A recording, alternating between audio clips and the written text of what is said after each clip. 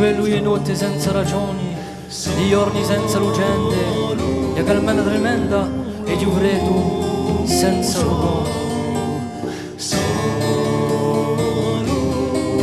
Solo invicchiato in un canto di te innamorato forse che faccia il mio percorso, veicolo e campo santo.